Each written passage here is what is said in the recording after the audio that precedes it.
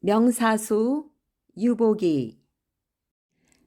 아주 옛날 어느 마을에 이름난 사냥꾼이 있었는데 그 사냥꾼에게는 유복이라는 아들이 있었답니다.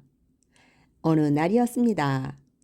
금강산 호랑이가 마을로 어슬렁 어슬렁 내려와 마을 듬성 묶여 있었던 황소를 잡아가 버린 거예요. 그래서 유복이 아버지는 그 호랑이를 잡으러 갔다가 그만 금강산 호랑이에게 잡아 먹히고 말았답니다.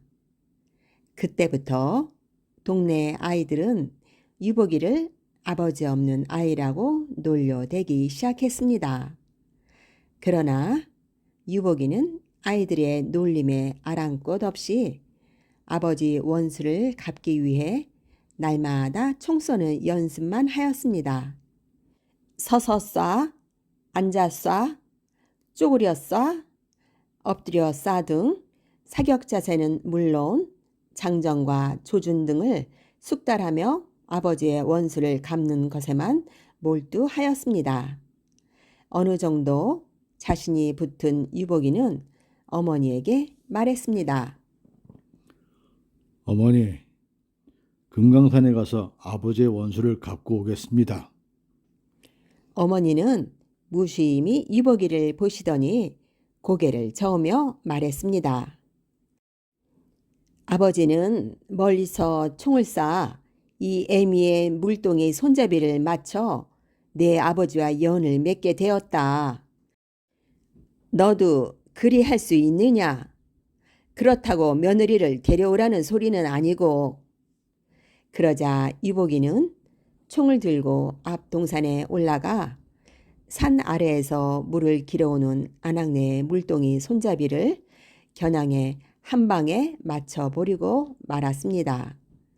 그랬더니 물벼락을 맞은 그 아낙네는 길길이 화를 내며 저런 애비 없는 자식이 사람 잡는다고 유복이 어머니에게 마구 야단을 쳤습니다.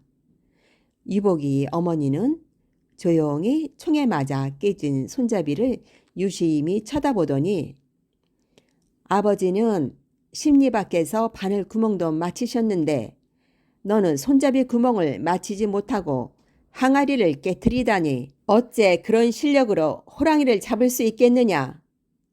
이러시면서 고개를 저으시는 거예요. 그러자 유복이는 씩씩거리며 심리 밖 산꼭대기에 올라가서 어머니 반지꼬리 함에 있는 바늘을 향해 총을 쏴 한 방에 바늘 구멍을 맞춰버렸습니다. 어머니는 그제서 이러다간 집안에 남아있는 게 없겠다 싶어 허락을 해주었습니다. 그리고 유복이는 비상식량으로 누룽지 한 자루를 메고서 금강산으로 올라가 금강산 골짜기를 구석구석 돌아다녔습니다. 그렇게 한 열흘이 지나 유복이가 바위 위에 앉아 누룽지를 먹고 있는데 늙은 중이 지나가다가 유복이를 훌쩍 보더니 말을 건네는 거예요. 얘야, 그 누룽지 좀 나눠 먹자. 그거 맛있겠다. 맨날 전기밥솥을 먹다 보니 누룽지 먹어본 지가 참 오래됐구나. 유복이가 배낭 속에서 누룽지를 꺼내주니까 중은 맛있게 먹었습니다. 그런데 누룽지를 먹고 있는 중을 살짝 보니까 뾰족한 이빨로 누룽지를 뜯어먹으며 누룽지를 쥔 손엔 손톱이 짐승처럼 길게 구부러져 있는 거예요. 유복이는 이놈이 중으로 둔갑한 호랑이라구나 라고 생각하며 재빨리 앉아서 자세로 움츠려 총을 겨누고 탕! 탕! 탕! 세 발을 쏘았습니다. 누룽지를 음미하며 맛있게 먹다 총알 세례를 맞은 중은 비명을 지르며 쓰러지더니 갑자기 늙은 호랑이로 변하는 거예요. 그렇게 호랑이 한 마리를 처치하고 나서 유복이가 다시 꼬불꼬불 산길을 걸어가는데 웬 할머니가 감자 바구니를 이고 지나가는 거예요. 할멈, 배고픈데 감자 하나만 좀 줘. 그러자 할멈이 유복이를 보며 말했습니다. 안 돼. 이 감자는 우리 영감이 먹을 약이야. 글쎄, 어떤 나쁜 놈한테 총을 맞았다는데 이걸로 빨리 가서 살려야 돼. 감자 하나 안 주는 참 인심 나쁜 할멈이라 생각하며 감자가 진짜 많이 없어서 그런가 하며 감자 바구니를 힐끔 쳐다보니 할멈 손등이 아까 만났던 중처럼 털이 수북하게 나 있는 거예요.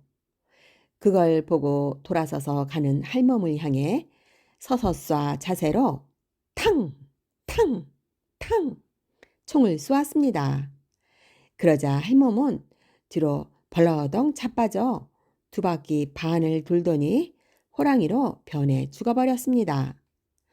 오늘은 웬일인가 하며 산속으로 계속 걸어가는데 이번에는 젊은 색시가 물동이를 이고 오는 거예요. 색시, 지나가는 나그네인데 혹 물 한 모금만 먹을 수 있겠소? 그러자 색시가 고운 목소리로 말했습니다. 안 돼요. 이 물은 우리 시부모님이 드실 약이에요. 글쎄 어느 무지막지만 놈한테 총을 맞았다는데 빨리 가서 살려야 돼요. 그러면서 유복이 앞을 지나가는 거예요. 물 한 모금도 못 얻어 마셔 기분이 안 좋은 유복이가 괘씸해서 지나가 버린 색시의 뒷모습을 쳐다보니 글쎄 걸어가며 흔들리는 치맛자락 사이로 호랑이의 꼬리가 나와 있는 거예요.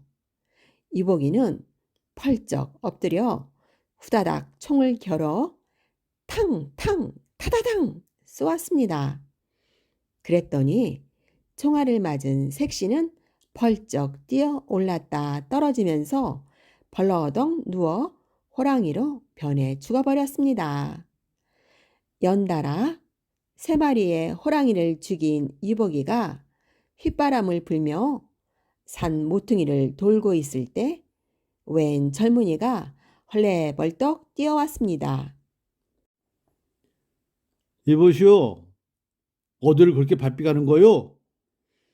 그러자 젊은이는 쳐다보지도 않으면서 말했습니다.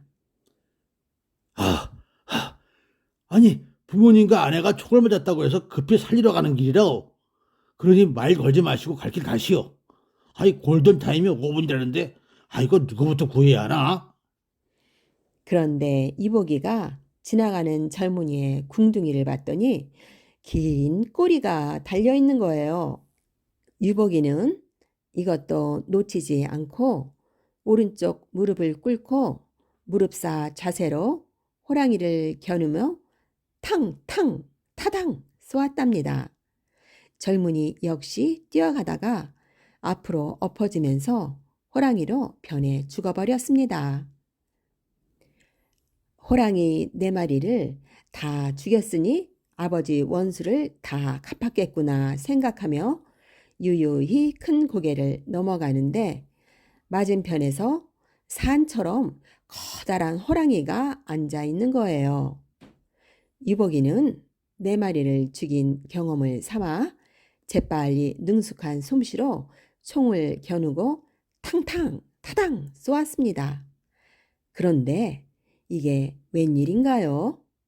이놈의 호랑이가 매트릭스처럼 허리를 이리저리 흔들리며 총알을 피하며 다가오는 거예요. 유복이는 다시 재조준하여 총을 쏘려고 하는데 총에 총알이 떨어지고 말았습니다. 좀 전에 젊은 호랑이를 잡고 그만 한 가족을 다 잡았으니 됐다 싶어 총알을 재장전을 안 하는 것입니다. 그리고 호랑이는 유복이를 한 입에 꿀꺽 삼켜버리고 말았습니다.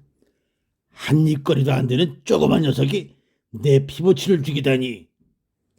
한 입에 삼켜 호랑이 뱃속으로 굴러 떨어진 유복이는 정신을 바짝 차리고 주변을 이리저리 살펴보았습니다. 호랑이 뱃속에는 사람뼈가 잔뜩 쌓여 있었고 또 뼈 무더기 속에 총이 한 자루 보였습니다. 그리고 그 총을 자세히 보니 아버지 이름 석자가 총 개머리판에 적혀 있는 거예요. 그랬구나. 아버지를 잡아먹었니 바로 이놈이었어. 유복이는 아버지의 총을 어루만지며 아버지의 원수를 갚겠다고 맹세를 했습니다.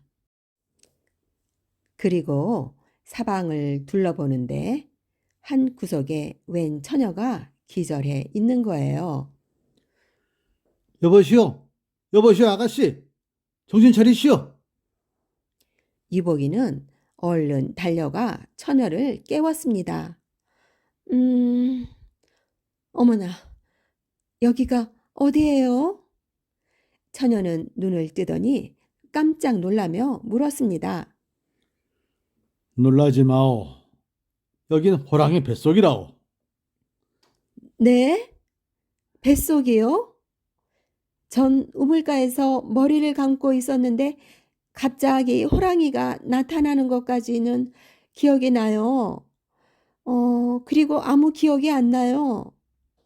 그러면 여태까지 제가 호랑이 뱃속에 있었던 거네요? 어머, 이를 어째? 처녀, 낙심 말아요. 호랑이에게 물려가도 정신만 차리면 살 수 있다고 하지 않소. 우리 어떻게 빠져나갈 수 있는지 궁리나 해봅시다.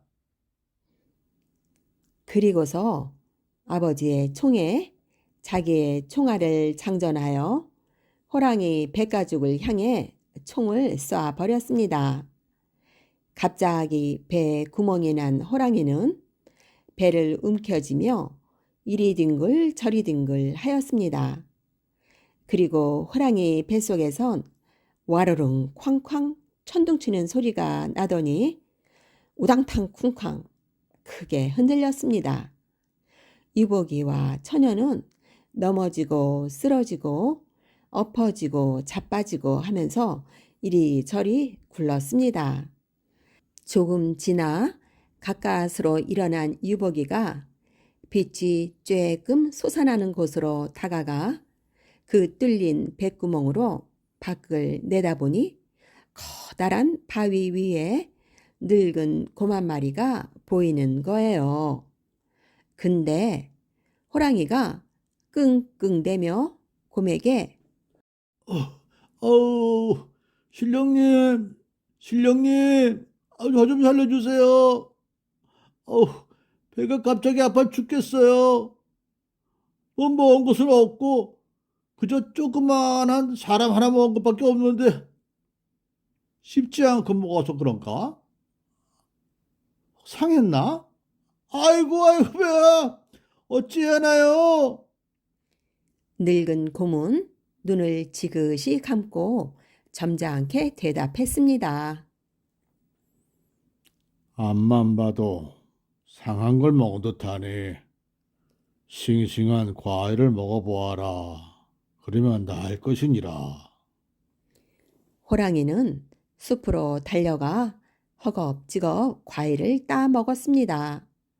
이복이와 처녀는 마침 배가 고팠는데 갑자기 사가며 배가 막 굴러 떨어져 오는 거예요.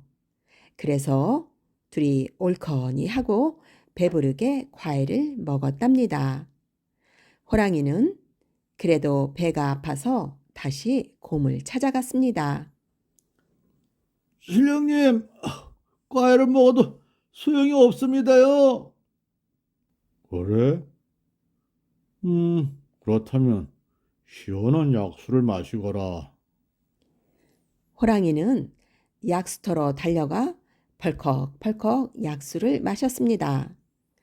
유복이와 처녀는 마침 목이 말랐는데 시원한 약수가 쏟아져 들어오니 옳거니 하며 실컷 받아 마셨습니다. 다시 기운을 차린 유복이는 호랑이 배에 여기저기에 총을 쏴댔습니다. 호랑이 배가죽은 금세 구멍이 숭숭 뚫려버렸고 호랑이는 얼마나 아팠던지 대굴대굴 굴렀습니다. 산신령 곰은 돌팔이다 하며 소리 지르며 이봉오리 저봉오리 펄쩍펄쩍 뛰어다니다가 어느 봉우리에 올랐습니다.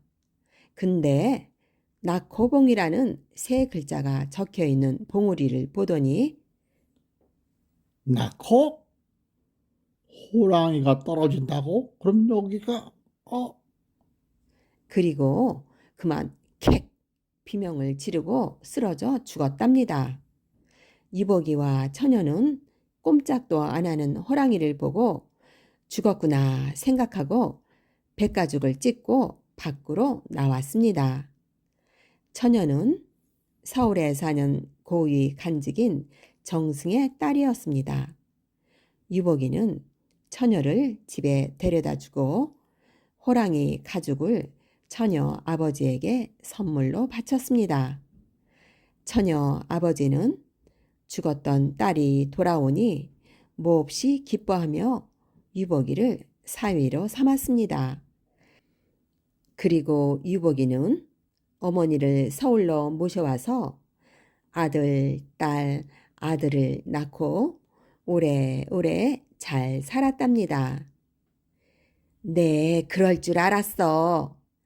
지아비도 총으로 날 엮더니만 유복이도 총으로 각시를 넣네. 역시 그 총이 문제야.